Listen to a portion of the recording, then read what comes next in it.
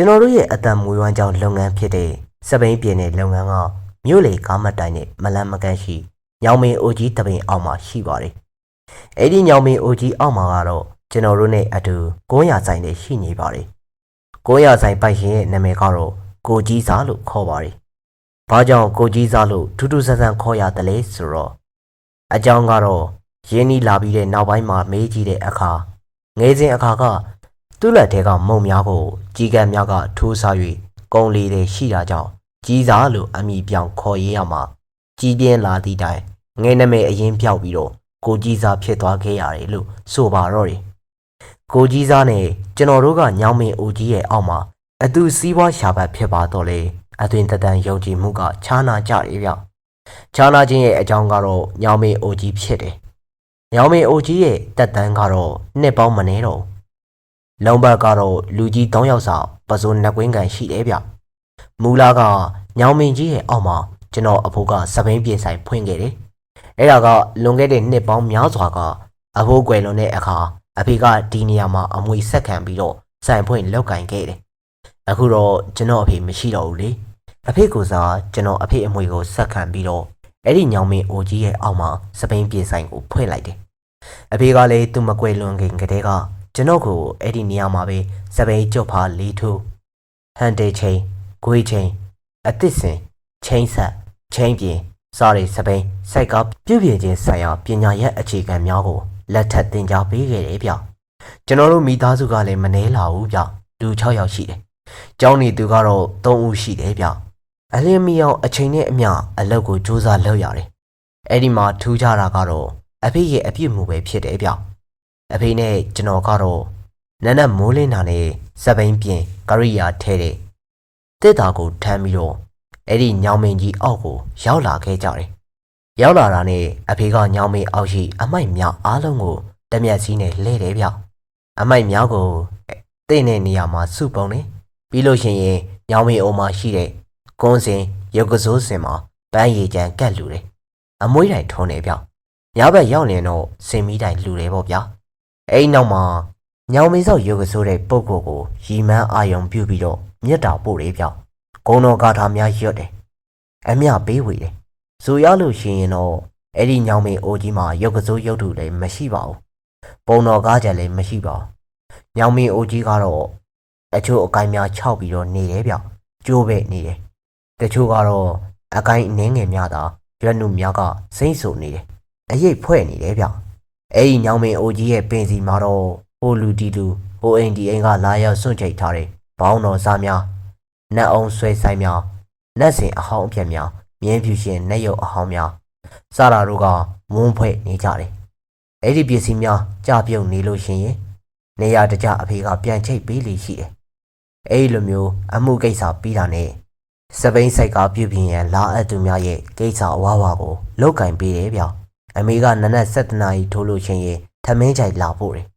အဖေကတော့စားဦးစားပြများကိုဖယားရှင်အားရီမန်းပြီးတော့ကတ်လူပြီးလို့ရှိရင်ညောင်မင်းအိုရှိရုပ်ကစိုးကွန်းစင်မှာစားပွဲလေးတစ်ပွဲစတိဆက်ကလူတန်းလိုက်ဒီမှာနေ့စဉ်နေ့တိုင်းဖြစ်တယ်ဗျဒီလုံများကိုအဖေကနေ့စဉ်ဝေတရားမပြတ်လှုပ်လေရှိတယ်ဆိုရလို့ရှိရင်တော့အဖေစပိန်ပြင်တဲ့ဆိုင်ကမြို့ရင်းရှိအခြားသောစပိန်ပြင်ဆိုင်များထက်ပိုပြီးတော့အလုတ်အတူများခဲ့တယ်ဗျနေထော့မှမိုးချုပ်တိ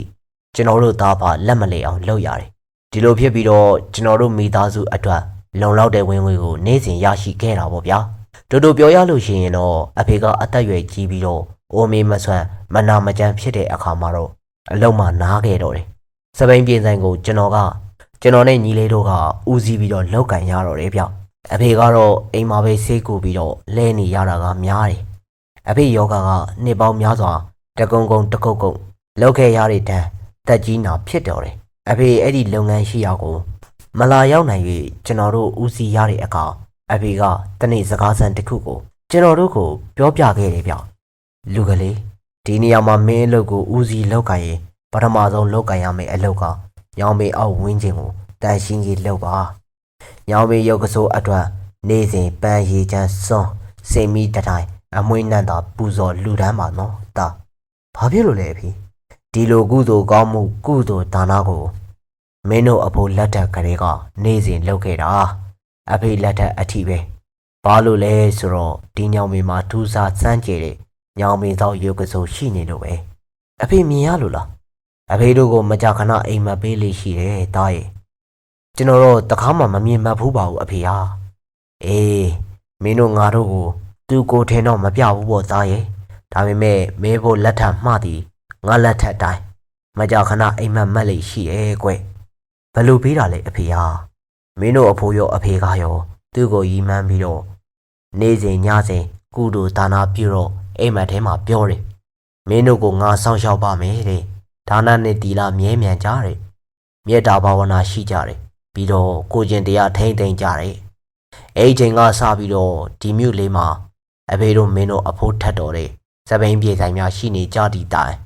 စပိန်ဆိုင်ဆိုင်ကားပြင်ကျင်သူတွေကတော့ဒိုးကိုဆိုင်ကိုပဲလာအပ်ကြလွန်းလို့စီးပွားရေးအဆင်ပြေခဲ့ရတယ်ရုပ်ကစိုးကြီးကိုကိုယ်တိုင်မမြင်ရတဲ့တိုင်အလူဒါနပြုပါမေတ္တာပို့ပါကောင်းမှုကုသိုလ်များကိုနေ့စဉ်အမျှဝေပါငါသားများကိုသူစောင့်ရှောက်ပါလိမ့်မယ်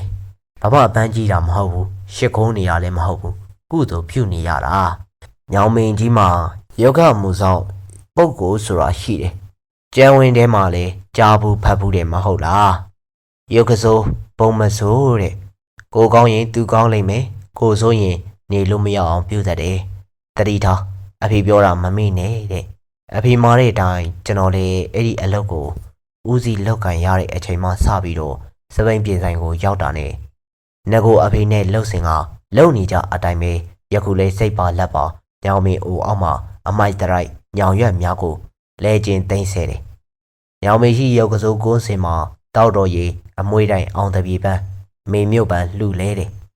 အမေကတော့နက်နက်စာထမင်းလာဖို့လို့ရှိရင်စောက်စားပြားများကိုလှူဒန်းတယ်လာပြေလာခွေနေရောက်ရင်တော့တဲတီးဝလန်နဲ့နန္တာရီတို့ကိုပန်းတပြေနဲ့ကွန်းစင်အားပတ်ပြန်လှူဒန်းတာမြတ်တာပို့တယ်အမျှဝေရအဲ့ဒီကုသိုလ်ဒါနကြောင့်လားကျွန်တော်တို့ညီကိုရဲ့လုပ်ငန်းကျွမ်းကျင်တည်တတ်မှုနဲ့ဆက်ဆံရေးကောင်းမှုကြောင့်လားမသိပါဘူးဗျာကျွန်တော်တို့စပိန်ပြည်ဆိုင်လေးကစီးပွားရေးပိုကောင်းလာတယ်ညီမလေးများကိုအချိန်တိုကာလအတွင်းလက်စွပ်နှက်ကပ်များလှုပ်ပေးနိုင်ခဲ့တယ်ဗျမိသားစုလည်းပျော်ရွှင်ကြည်ညိုကြရတယ်အဲ့လိုမျိုးစီးပွားရေးလုပ်ငန်းဖွံ့ဖြိုးအောင်မြင်တိုးတက်နေတဲ့အချိန်မှာပဲကျေးဇူးရှင်အဖေကမရှိတော့ကွယ်လွန်သွားခဲ့ပြီဗျတနေ့တော့အခါမှာတော့ကျွန်တော်တို့စပိန်ပြင်ဆိုင်ရှိရာညောင်မင်းအောက်ကိုကြီးစားဆိုတဲ့သူကကွန်းဆိုင်လေးလာဖွင့်တော့တယ်သူကလည်းပတ်စံလေးရှိရတယ်လူပါဝင်ထိုင်လို့ရတဲ့သွတ်မိုးနဲ့အောက်ကန်လဲဘင်းပါတယ်တစ်သားကွန်းရဆိုင်ကိုဖွင့်လိုက်တယ်ဆေးလိပ်စီကရက်မျိုးစုံအိမ်သုံးဆေးဝါးနဲ့စားတော့ပွဲချိုချင်းတစ်တီးများပါမကြမ်းရောင်းနေဗျခက်တာကတော့ကိုကြီးစားကပြစ်ဆက်လက်ခန့်နဲ့စီးမဲ့ကမ်းမဲ့လူစားမျိုးဖြစ်တယ်ဗျအရက်လေးတောက်တယ်အပေါင်းအသင်းလည်းများတယ်ဗျစုံတယ်မကြာခဏဆိုသလိုသူ့ကွန်းဆိုင်ပေါ်မှာတငယ်ချင်းနဲ့အရက်ဝိုင်းဖွဲ့ပြီးတော့အယုဒ္ဓအနတ္တစကားများညဉ့်ညမ်းတဲ့အပြုအမူများကိုဘေးလူနားမခံတအောင်လို့ပြောဆိုအော်ဟစ်လေးရှိတယ်တခါတရံသူ့အပေါင်းအသင်းများကကုန်းရဆိုင်အောက်ကခုံတန်းမှာထိုင်ရင်းနဲ့လမ်းသွားလမ်းလာမိမ့်မပြိုမားကိုမမှုရည်ရည်နဲ့ကြီးတဲ့လောင်လေးရှိတယ်ပိုဆိုးတာကတော့ကိုကြီးစားကသူ့မိမမတ်တန်စင်လာပို့တဲ့ထမင်းကိုစားပြီးတိုင်းစားကျင်စားကြံများကိုအမိုက်ပုံးတွေကိုမစွန့်ပစ်ပဲနဲ့ညောင်မီရှိရာဘက်ကိုလက်စိတ်ကျင်များနဲ့ရောပြီးတော့ပတ်လီရှိတယ်ဗျကျွန်တော်တို့ညီကိုကမနေသား၍အဲ့ဒီအပြုမှုများမသိလျော်ကြောင်းအကြံပြုလို့ရှိရင်သူကဆက်ပြေးပြေးမျက်နှာနဲ့ညောင်မီရှိရာဘက်တော့ဘာဖြစ်လို့လဲကိုမိုင်းရအဲ့ဒီညောင်မီမှာယောဂစိုးရှိတယ်ကိုကြီးစားရဲ့ဟာဟာအဲ့မှာကိုမိုင်းရတိတ်ပံခကြီးမှာခမရကပရဝိညာဉ်တို့တစိတရေတို့ယောဂစိုးတို့များအယုံကြည်ရှိနေတကူဗျကဲဗျာဒီညောင်မီမှာခမရပြောသလိုယောဂစိုးရှိရင်ရှိเจ้าကိုကျုပ်ကိုတတ်တည်ပြဗျာသူကအခုလိုမျိုးဟီးတဲ့ပြောင်းဆက်ဆက်ခက်လောင်လောင်နဲ့မေးလိုက်တော့ကျွန်တော်ဘာမှပြန်မပြောနိုင်ခဲ့ဘူးဗျဒါတွေကိုမယုံစမ်းပါနဲ့ဗျာညောင်မီဟာညောင်မီပဲငှက်တွေချေးရုံပဲအမိုက်ပုံမယ်အညစ်အကြေးစွန့်ပစ်ပစ္စည်းပုံမယ်ညောင်မင်းသိရင်ထင်းဖြစ်မယ်ဟုတ်တယ်မဟုတ်လားဟာဟာသူကပြောရင်းနဲ့သဘောကျ၍ရဲလိုက်တယ်ဗျရဲရင်မှဝါနေတဲ့ကွန်တရီများကိုတမင်ညောင်ပင်ချေရင်သွားပြီးတော့ပြက်ကနေထွေးပြစ်လိုက်တည်တယ်သူတငယ်ချင်းငမှုများကလည်းကျွန်တော်တို့ကိုရွဲကာအိမ်နောက်ပိုင်းအညစ်အကြေးများပင်စွန့်လိုက်ကြသေးတယ်ဗျအဆိုးဆုံးကကိုကြီးစားပဲဖြစ်တယ် ကျွန်တော်တို့ညီကိုကနေ့စဉ်နှစ်နက်တိုင်းတန်ရှင်းရေးလုပ်ပန်းရေချမ်းစွန်းအမွှေးတိုင်းပူဇော်လှူဒန်းလျက်တနေ့တခြားအကျိုးစီးပွားဖွင့်ပြောလာတာကိုသူကတိတ်ပြီးတော့မရှုစိမ်ဘူးဗျသူဆိုင်ကလည်းအတင်းတင်းတော့ရောင်းရတယ်ဒါပေမဲ့လူကောင်းသူကောင်းများထံသူ့လိုလူစားများကသာအားပေးကြတယ်ဗျကျွန်တော်တို့လုပ်ငန်းလေးအဆင်ပြေဖွင့်ပြိုးပြီးတော့ကြီးပွားလာတော့သူကဘာလုပ်တယ်မှတ်လို့လဲကျွန်တော်တို့အလေးထားပြီးတော့ပြုပြင်ကုသိုလ်ဒါနပြုနေတဲ့ညောင်မင်းကိုနေ့စဉ်မူမူယူယူစော့ကားမော်ကတေးကောပန်းလီရဲ့ဗျာအခုလိုမျိုးရုံညံ့ရိုင်းဆိုင်တဲ့အပြုမှုကိုကျွန်တော်တို့မကြိုက်ပေမဲ့အင်းညောင်မင်းကတော့ကျွန်တော်တို့အပိုင်မဟုတ်ဘူးလေဗျာသူဘာပဲလုပ်လို့ဝင်ရောက်တားမြစ်ပြောပိုင်ခွင့်မရှိဘူးဗျတနေ့ကိုကြီးစားနဲ့သူ့တငယ်ချင်းနှစ်ဦးကစိုင်ပေါ်မှာအရက်တောက်နေစဉ်ဝုန်းကနေအတန်ကြားလို့ကျွန်တော်တို့စပိန်ပြင်နေရမှာလှမ်းကြည့်လိုက်တော့ကိုကြီးစားကွန်းရဆိုင်တချမ်းကစောင်းသွားပြီးတော့ပစ္စည်းထည့်ထားတဲ့ဖန်ပလင်းအချို့လဲမှောက်ကြကွဲကြအကုန်တလို့ထုံးနဲ့ကွန်မန်းမှာလည်းပြိုလဲကုန်နေဗျဒါကိုကြီးစားကတစုံတယောက်ကတခုခုနဲ့ပြစ်လို့ဒါမှမဟုတ်တွန်းလိုက်လို့ဖြစ်တာပါဆိုပြီးတော့ဆိုင်ပေါ်မှာဆင်းပြီးတော့ကလော်တုတ်တော်တယ်တူလက်ထဲမှာလည်းနှစ်စက်လက်မှာတစ်သားတုတ်ကြီးကိုဒေါမောနဲ့ကင်လို့ဗျဟေးကိုမိုင်းဒါဘယ်လိုလုပ်လိုက်တာလဲဗျဟမ်ဒီမှာကြည်စမ်းပလင်းနေကွဲကုန်ပြီကိုမိုင်းလည်းရစရာမရှိတော့ဘူးဒါဘယ်လိုလုပ်တာလဲပြောမသိဘူးကိုကြည်စားကျွန်တော်တို့လည်းကိုယ့်အလုပ်ကိုလုပ်နေကြတာဗျမယုံရင်ဒီကလူတွေကမေးကြည့်တော့မသိဘူးဆိုတာဖြစ်နိုင်ပါမလားဗျာဒီနောက်မှာခမည်းတော်လည်းရှိတာဥစ္စာဒါလက်နဲ့တွန်းချိန်နဲ့ကန်လို့ဖြစ်ကိုဖြစ်ရမယ်ခမည်းတော်အုပ်စုတဲကဘာလို့လောက်တယ်လဲပြောမပြောရင်တွေ့လားဒါနဲ့တယောက်နဲ့တယောက်ခွန်ကြီးခွန်ငယ်စကားများချင်းလာကြရောဗျကျွန်တော်တို့ဘက်ကစပိန်လာပြင်သူတွေကလည်းကျွန်တော်တို့ဘက်ကရက်တီးပြီးတော့တက်တီခံကြတော့နောက်ဆုံးလက်တင်မပေါ်တဲ့ဇလန်းမှာဒေါ်တကြီးဆဲရီတိုင်းထွာပြီးတော့ကျန်းနေပါလေရောခမည်းမထွေသိရင်တော့နေအောင်ပေါ့ကွာကြီးစားတယ်ကွာလူသက်ဖို့ဝင်မလေးဘူးနော်အချုပ်လေးထောင်နေလေပြန်လာဘူးတဲ့ကောင်ကွာတက်တိရှိရင်မိုက်ရင်ခိုးကြောင်ခိုးရမလုံနဲ့ပြောင်းလာလုံလိုက်ဖိမသားရီအားတော့တညမှာတော့ကျွန်တော်ထူးဆန်းတဲ့အိမ်မက်တစ်ခုကိုမြင်မှတ်ခဲ့ရတယ်ဗျအချိန်ကတော့နနမိုးတော့လင်းကနေပြီဗျအိမ်မက်ထဲမှာပိတ်ဖြူစင်ကြယ်ဝစ်ပြီးတော့ယောဂီခေါင်းပေါင်းနဲ့ပေါင်းထားတဲ့အဖိုးကြီးတဦးရဲ့နှကမ်းမွေးမုတ်စိမ်မွေးကလည်းဖြူဖွေးပြီးတော့ရေဘတ်ပေါ်ဖားလျားကြလို့မျက်ခုံးမွေးကလည်းဖြူဖွေးလို့အသက်60ကျော်ခန့်ရှိမယ်ထင်ပါရဲ့ဗျမျက်လုံးအစုံကကြည်လင်ဝင်းလက်တောက်ပနေတယ်ဗျလက်ထဲမှာလည်းတောင်ဝေကြီးတစ်ချောင်းထောက်လို့သူကကျွန်တော်တို့အိမ်ချမ်းထဲကိုဝင်လာပြီးတော့လူကလေးမောင်ပိုင်းမဟုတ်လားခင်ဗျာဟုတ်ပါတယ်အဖိုးဘာကိစ္စများရှိလို့ပါလဲခင်ဗျာအိမ်မော်ကိုကြွပါအဖိုးခင်ဗျာအဖိုးလူကလေးကိုပြောစရာရှိလို့လာခဲ့တာကွဟုတ်ကဲ့ဖိုးဘာများပြောစရာရှိလို့ပါလဲခင်ဗျဒီလိုကွလူကလေးရဲ့တပတ်ကလာကွယ်နေခင်းမွန်းတဲ့အချိန်ရောက်ရင်လူကလေးတို့အားလုံးညောင်မင်းအိုကြီးအောက်မှာလုံးဝမနေကြပါနဲ့ခင်ဗျဘာကြောင့်မလဲဖို့အိမ်နေကြရင်အိမ်ညောင်မင်းအိုကြီးထပ်ပိုင်းကျိုးပြီးတော့လဲကြလိမ့်မယ်ခင်ဗျအဖိုးရဲ့ထူးဆန်းတဲ့စကားကြောင့်ကျွန်တော်အံ့လေအံ့ဩရင်ထဲမှာလေစိုးရိမ်စိမ့်နဲ့ထိတ်ကနေဖြစ်သွားတယ်ဗျဟုတ်နိုင်ပါမလားအဖိုးရဲ့အဖိုးပြောတာလက်ခံမှလူကလေးကသူတော်ကောင်းလို့နေထိုင်သူမို့လို့အဖိုးကလာပြီးတော့ကြိုတင်တတိပေးတာလူကလေးတို့အားလုံးဒီအောက်မှာမနေကြပါနဲ့ကျန်တဲ့သူအားလုံးကိုလည်းပြောလိုက်အောင်အဖိုးသွားမယ်အဖိုးကအခုလိုမျိုးပြောဆိုပြီးတော့ခြံထဲကနေထွက်မလို့အလုပ်အဖိုးဘာတော့လူကလေးရဲ့အဖိုးကဘယ်လိုတော့ဘယ်ကတော့နာမည်ကရောဘယ်လိုခေါ်ပါသလဲခင်ဗျအဖိုးဘယ်သူလဲဘယ်ကလဲမသိခြင်းတဲ့လူကလေးတို့ကကုသိုလ်ဒါနသီလဖြည့်စင်သူများမို့လို့သာအဖိုးကစေနာနဲ့လာပြောတာကဲသွားမယ်ကွအဲ့လိုပြောဆိုပြီးတော့ခြံထဲကလှည့်ထွက်လို့သွားပါရောခင်ဗျဒါနဲ့ကျွန်တော်ကလည်းထူးဆန်းတဲ့စကားများကိုပြောကြားသွားတဲ့အဖိုးကိုဘယ်များသွားသလဲသိချင်တာနဲ့နောက်ကနေပြီးတော့လိုက်ကြည့်မျက်စိရှင်းမောင်းမှာပဲသူ့ရဲ့ခန္ဓာကိုယ်ကဝေဝါးမှုံဝါးသွားပြီးတော့အခိုးငွေအဖြစ်နဲ့ပျောက်ကွယ်ပြန်လွင့်သွားတာကိုနောက်ဆုံးမြင်လိုက်ရပြီးတော့ကျွန်တော်အိမ်မက်ကလည်းနိုးလာခဲ့တယ်အိမ်မက်ကလည်းနိုးတဲ့အချိန်မှာပဲကျွန်တော်အိမ်ရောက်ဝင်းချင်ဟာဒူးဆန်းတဲ့ရနံ့တစ်မျိုးအနံ့ကိုရနေတယ်ဗျဗန်းရနံ့လားအမွှေးရနံ့လားဘာနံ့လဲတော့ဝေခွဲလို့မရဘူးဗျအဲ့နောက်မှာတော့တစ်ချိန်တစ်ခါမမြင်တွေ့ဘူးတဲ့ထူးဆန်းတဲ့ဝိဖြူစင်ကြယ်ဝိအဖိုးအိုရဲ့အိမ်မတဲကတတိပေးစကားကိုပြန်လဲကြားအောင်စဉ်းစားရင်းနဲ့ရင်ထဲမှာအံ့ဩလို့နေခဲ့တယ်ဗျနက်ပြန်ကဆိုလို့ရှိရင် အိမ်မက်တွေကထူးဆန်းတဲ့အဖိုးကိုကြိုတင်တတိပေးသွားတယ်လောက်ွယ်နေပဲဗျဒီနေ့က14အကျိုးနေပြီထုံးစံအတိုင်းကျွန်တော်နေ့စဉ်ဝေးပြုနေကြညောင်မင်းအိုကြီးမှာပန်းတင်လေရေချမ်းလေအမွှေးတိုင်တွန်းအမွှေးနှမ်းတော်များပတ်ပြန်ပြီးတော့တသဝါများအားလုံးအန်ဒီရဲ့ခတ်သိမ်းမှကင်းဝေးကြစီဖို့ဆူတောင်းပြီးတော့မြတ်တာပို့လိုက်တယ်ဒီနေ့တော့ညောင်မင်းအိုကြီးကိုတိတိကျကျအမှတ်တရပါပဲဗျာဂယုဆိုင်ပြီးတော့ကြီးလိုက်တော့ဟုတ်တာပေါ့ညောင်ကိုင်းတော်များများဟာအရွက်မဲ့ပြီးတော့6တယောက်ဖြစ်လို့နေတယ်ဗျညောင်မင်းရဲ့ပင်စီကလည်းတက်တန်းရှင်းလို့အကြောင်းများဂလိုင်းပေါင်းများဖြစ်နေတယ်လို့6တွေနေပြီးတော့လန်နေတဲ့တစ်ခေါက်တစ်ပွေးတစ်ဆွေးချအိမ်များနဲ့ဇရာလောကရန်ရဲ့လက္ခဏာကိုပြနေမှန်းသိလိုက်ရတယ်အပေါ်ကိုင်း3-4ကိုင်းမှာတော့အရွက်တွေလဲဝါရော်စားပြုလို့ဗျဒါနဲ့ဟုတ်တော်ရှိမဟုတ်တော်ရှိနတ်ပြန်တော့အလုတ်တရက်နားအောင်မယ်ဆိုပြီးတော့ကိုပေါက်တယ်များကိုနတ်ပြန်လာခွင်နေအလုတ်တရက်နားမယ်လို့ပြောလိုက်ရတယ်ဘာဖြစ်လို့နားရတယ်လဲဗျာဘာလဲကိုမိုင်းကရီးစားနေချိန်ထားလို့လားဟာ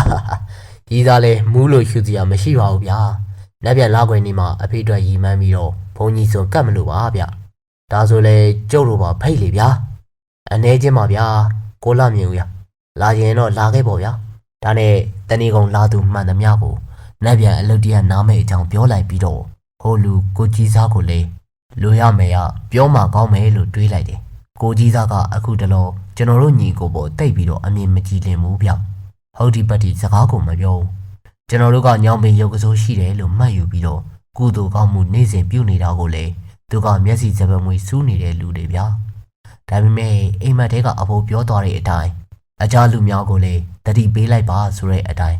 နီးရလူများကိုနတ်ပြန်နေလေခင်ညောင်မင်းအိုကြီးအောက်အသွားလာမလုပ်ဖွဲ့ဖို့တတိပေးလိုက်တော့ကြားရတဲ့လူများကကျွန်တော်ကိုအယူလို့ဝိုင်းကြည့်ပြီးတော့ဘာဖြစ်လို့လဲလို့မေးကြတယ်ဒါနဲ့ကိုကြီးစားလည်းပြောမှသိမယ်လို့ယူဆပြီးတော့ကိုကြီးစားဘာလဲကိုကြီးစားကပုဂ္ဂလန်အတန်နဲ့ကျွန်တော်ကိုကြည့်ပြီးတော့ပြန်မေးလိုက်တယ်ခမ ्या ကိုပြောစရာရှိလို့ဗျမင်းကဘာကိစ္စနဲ့ငါ့ကိုပြောစရာရှိနေရတယ်ဘာမကျင်းနဲ့လို့လဲအားလုံးကျင်းနေပါတယ်ဗျာဒီလိုဗျတနေ့ညကကျွန်တော်အိမ်မက်တစ်ခုမှတ်တယ်ဗျအဲ့နောက်မှာတော့ကျွန်တော်အိမ်မက်အကြောင်းကိုအချင်းချုပ်ပြောပြလိုက်တယ်ကျွန်တော်တော့နတ်ပြန်အလုပ်တရနားမယ်ဗျာခမ ्या လည်းဟုတ်တော်ရှိမဟုတ်တော်ရှိယုံတော်ရှိမယုံတော်ရှိကြိုပြီးတော့အတိလာပေးတာဗျသွားစမ်းကွာအယူစကားလာမပြောနဲ့သွားဒါရီငါလုံးဝအယုံကြည်မရှိဘူးအယူနဲ့အိမ်မက်များရေးကြီးခွင်ကျဲလှုပ်လို့သွားဝေတရားရှိတဲ့အချိန်ပြောပြီးတော့ကိုယ်လောက်ပဲပြန်လာလိုက်ပါတယ်လောက်ဝင်နေကကျွန်တော်တို့အလုပ်တရနားနေဗျအဖေအတွက်ဘုံကြီးတပါးပိတင်ငန်းနဲ့ဝတ္ထုငွေအပအဝင်မနက်ဆုံးကတ်လို့ရီမန်းအမျှပေးဝေတယ်ပြီးတော့30ပုံသားများနဲ့အဖိုးရုပ်ကစိုးကြီးရမမင်းကြီးကိုလည်းမြတ်တာဖို့အမျှဝေလိုက်တယ်ဘုံတော်ကြီးပြန်ကြသွားပြီးတော့ရှိနေတဲ့အိမ်နီးနားချင်းများကိုထမင်းကျွေးနေတော့မှပဲဆိုင်ကသမားမောင်ကျိုးကြီးကရီကြီးတုတ်ပြနဲ့ရောက်လာပါရောဗျာဖြိုးကိုမိုင်းဟာကျိုးကြီးပါလားလာရေးတခါလေးဝင်စားကွာကိုမိုင်းကိုအံ့ဩစရာတရင်တခုပြောစရာရှိလို့လာခဲ့တာဗျဘာများလဲကျိုးရလောက်ပါအောင်ညီမလေးရေကျိုးတော့ပါလောက်ဟိဒီလိုဗျခမ ्या စပိန်ပြင်ဆိုင်အနောက်ကညောင်မင်းအိုကြီးလေစောနာကပဲရုတ်တရက်ထပ်ပိုင်းကျိုးသွားလို့ဗျာဟင်ညောင်မင်းအိုကြီးကျိုးကြသွားလို့ဖယားဘယ်လိုဖြစ်ကုန်ကြတာလဲကွပြောပါအောင်ကျိုးရဘာမှတော့ဝေါကနေအတန်ကြီးကြားရတာပဲဗျအတန်ကလေးကြားပြီးရောခါလေကကြိုးပြီးဝုန်းကနေနဲ့ပြုတ်ကျသွားပါရောဗျဖယားဒါဆိုဘယ်သူများထိခိုက်သွားသေးလဲကျိုးရဟင်ဟိုလူဗျကိုရဆိုင်ကအရသမားကိုကြီးစားနဲ့သူ့ရဲ့တငယ်ကြီးအရသမား2ယောက်ဆိုင်ကိုတစ်ကိုင်းပြီးလို့ဈေးရုံအမြန်ပို့လိုက်ရတယ်အခြေအနေတော့တော်တော်ဆိုးတယ်ဗျဒီကောင်တွေကဒီချိန်ကကိုရဆိုင်နေမှာအရက်တွေတောက်နေကြတာရေခမ ्या တို့ကံကောင်းနေဗျကျုပ်တို့ကလည်းခမ ्या ကြိုပြောထားတာကိုမယုံတယုံနဲ့ရှောင်နေလိုက်လို့ဗျနောက်မို့ဆိုရင်ကျုပ်တို့လည်းအခုလောက်ဆိုတေကောင်ပေါင်းနေဖြစ်နေမှာကြားလိုက်ရတဲ့တရင်ကြောင့်ကျွန်တော်တို့အားလုံးအံ့အားသင့်ထိတ်လန့်တုန်လှုပ်သွားခဲ့ရတယ်အိမ်မက်ထူးဆန်းတဲ့အိမ်မက်တိုက်ဆိုင်လိုက်ပါပြီအိမ်မက်ထဲမှာဝိဖြူစင်ကြဲနဲ့ထူးဆန်းတဲ့အဖိုးအိုရဲ့ကျိုးတင်သတိပေးစကားပြောတဲ့အံ့ဩဆန်းကျဲလှကြည့်လားအိမ်မက်ထဲမှာလာပြောတဲ့အဖိုးကမဟုတ်မှလွယ်ရောဧကနာညောင်မင်းအိုကြီးကိုစောင့်ရှောက်နေတဲ့မိခိုနေတဲ့ရုပ်ကစိုးအဖိုးများဖြစ်နေမလားကျွန်တော်ထူးဆန်းတဲ့အဖိုးရဲ့အိမ်မက်သတိပေးချက်ကိုကြီးစားအားစေနာမြတ်တာအရင်ခံနဲ့ကြိုပြီးတော့ပြော၍ ရှောင်ရှားရန်တတိပေးခဲ့ပါတယ်ကိုကြီးစားကလက်မခံမင်းနဲ့ဥပြစ်ကပြူပြီးတော့ထင်ရဆိုင်ခဲ့တော့တယ်လေအခုတော့ကိုကြီးစားဒုက္ခရောက်ခဲ့ပြီဘာပဲဖြစ်ဖြစ်ပါကိုကြီးစားကျမ်းမာချမ်းသာပါစေအသက်ဘေးအန္တရာယ်မှာကင်းဝေးပါစေသူ့မှာမိခိုသူများရှိနေသေးတယ်ဗျအဖိုးရုပ်ကစိုးကြီးခင်ဗျာဤမလိမ်မိုးမလိမ်မှာလူမိုက်အားတစ်ကြိမ်တစ်ခါတီးခံခွင့်လို့၍စောင့်ရှောက်ကယ်မတော်မူပါအဖိုးခင်ဗျာ